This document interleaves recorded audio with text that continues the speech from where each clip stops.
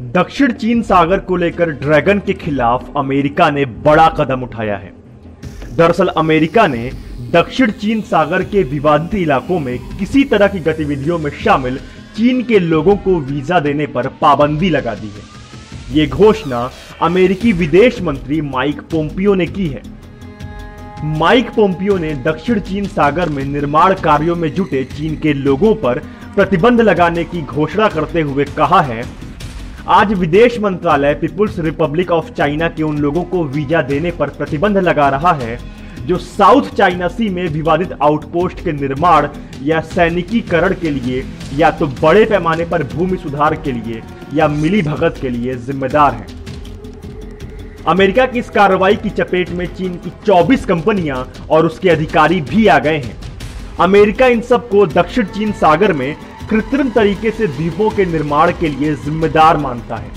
Mike Pompeo ने एक बयान में कहा है कि 2013 से चीन ने अपने देश के स्वामित्व वाली कंपनियों का इस्तेमाल दक्षिण चीन सागर के 3000 एकड़ से अधिक विवादित क्षेत्र में अपने दावे को मजबूत करने के लिए किया है। इसके चलते यह क्षेत्र अस्थिर हो रहा है। वह पड़ोसियों के संप्रभुता के अधिकारों को खत्म कर रहा है और पर्यावरण की तबाही का भी कारण बन रहा है। यही नहीं, पोम्पियो ने अमेरिकी जनता से यह भी कहा है कि अमेरिकी राष्ट्रपति डोनाल्ड ट्रंप ही ऐसे अकेले शख्स हैं जो चीन की आक्रामक इरादों का सामना कर सकते हैं। उन्होंने कहा कि ट्रंप तब तक चैन से नहीं बैठेंगे जब तक दुनिया को कोरोना वायरस के जरिए मौत और तबाही बांटने वाले इस कम्युनिस्ट देश के खिलाफ न्याय नहीं हो जाता।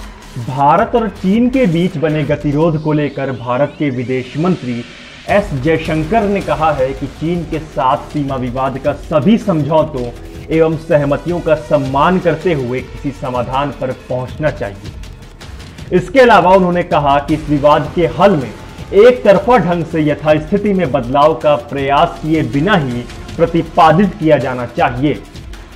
विदेश मंत्री ने कहा कि लद्दाख की स्थिति को 1962 के संघर्ष के बाद सबसे गंभीर बताया और कहा कि दोनों पक्षों की ओर से वास्तविक नियंत्रण रेखा पर अभी तैनात सुरक्षा बलों की संख्या भी अभूतपूर्व है। इसके साथ ही उन्होंने कहा कि सभी सीमा स्थितियों का समाधान कूटनीति के जरिए हुआ।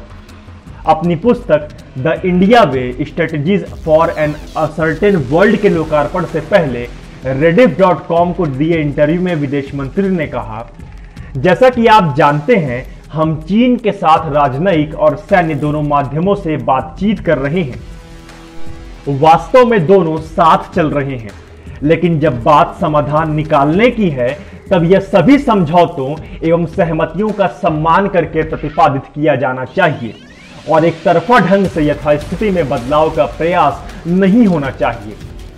गौरतलब है कि भारत जोर दे रहा है कि चीन के साथ सीमा गतिरोध का समाधान दोनों देशों के बीच सीमा प्रबंधन के लिए वर्तमान समझौतों और प्रोटोकॉल के अनुरूप निकाला जाना चाहिए।